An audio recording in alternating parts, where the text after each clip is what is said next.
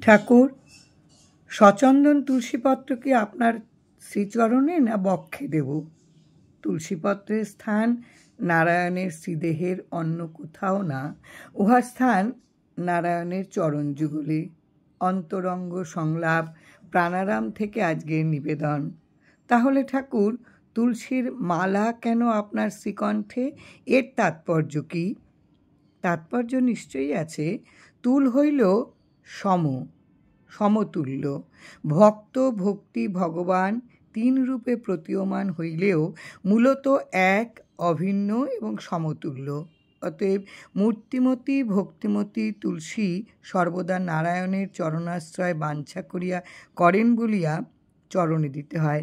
আর তুলসী সমতুল্য বলিয়া নারায়ণ তুলসীরে মালা কইরা সাদরে স্বীয় কণ্ঠে ধারণ কইরা একত্বের প্রমাণ করেছেন।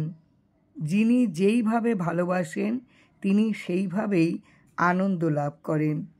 ওহে প্রাণের ঠাকুর, এ কেমন তোমার ভালোবাসা, এ কেমন তোমার দয়া, এ কেমন তোমার একাত্মবোধ!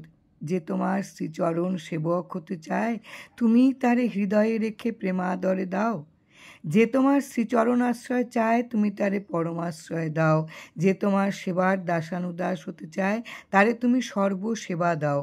নরনারায়ণের আশ্রয় তুমি, সেবকও তুমি।